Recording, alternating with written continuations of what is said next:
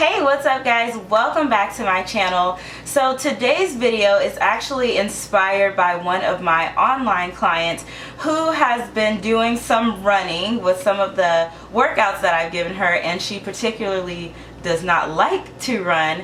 And I would probably say when I started my weight loss journey, I didn't really like to run, but I had to learn to like to run because it's a really great cardio exercise. You don't need any equipment. You can pretty much do it anywhere. So I needed to start to like it. So I wanted to make this video for you guys just so that I can give you some encouragement and some tips on some of the things that I did to make my runs a lot easier. So most of you have come from my weight loss story video, which I am so thankful.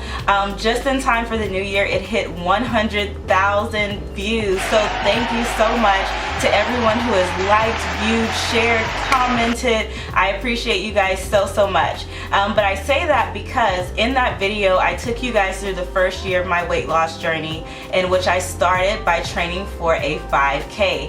And as you guys know, I have now run all 3 levels of Spartan Race. So I have my Spartan Race trifecta. I've run different mud runs. I've done 10Ks, half marathon. You name it, I've pretty much done it. So I guess I'm kind of like a runner now, but I still really don't feel like it.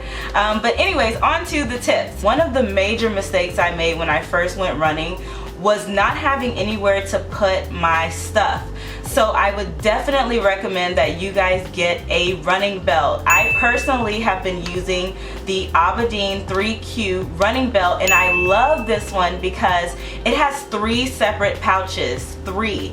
Okay, so I have tried a lot of running belts over the years, and some of the problems that I've had with other ones is that they just have one little pouch, and the problem with that is that my phone would get scratched up by my keys. So the fact that this one has 3 different pouches helps so that your phone is not in the same pouch as your keys, which is not in the same pouch as like your money or whatever else that you may carry. For me, I carried my keys, which are very big. I have 2 different car keys on there. I got a whole bunch of house keys and like my mom's house key, so my keys are pretty big, but I can actually put the whole thing in there. With some of my other running belts, I would have to just take my car key off, and then that's all that could fit. So with this, I don't have to bother with any of that. I put my whole car or key ring into the belt, and then I put my whole huge phone, I've got a big phone, into the belt. And then if I need to carry like maybe my ID or some cash or some cards, I can put that in there as well. And another thing that I like about this one is that it is sweat resistant, so it doesn't get super soppy and wet or anything like that. If it does happen to have like a little sweat or something on it, I just hang it up and it dries right out. So it sits right on your waist, nice and comfy. So if you're starting to go out for runs and things like that, you're definitely going to need somewhere to put your stuff, and I would definitely recommend that particular running belt. So if you guys are interested in checking it out, I will have a link down below in the description box for you to get your very own. Another thing that you want to have is a great playlist. I was telling this to my online client. Every time I tell people, you know, have a good playlist, have something good to listen to, most people think of like music. You don't necessarily have to have music, although that's great, and I love to run with music, but think about other things like an inspirational speaker, or you know, a preacher, or something that can give you a positive message. Even an audiobook is something good that you can listen to and run to.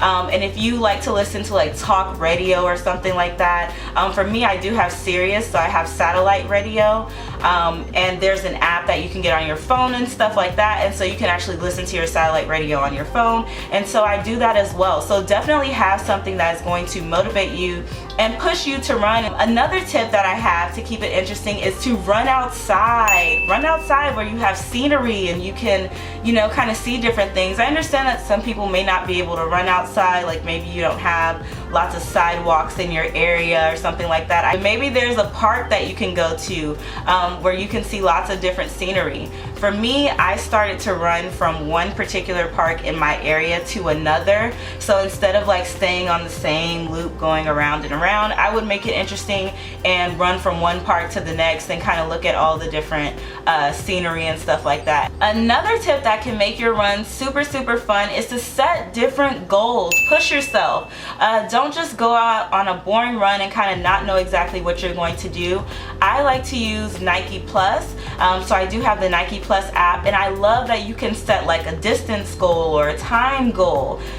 Like for example, if you have 20 minutes to go out and run, why don't you just on that first run see how far you get in 20 minutes, and then the next time that you go out to run, you know, say I'm gonna go like a half of a mile further, I'm gonna go a quarter of a mile further, and push yourself every time. So I hope that these tips have helped you guys out. I hope that you will get out there and run. It is a completely free way to exercise and lose weight.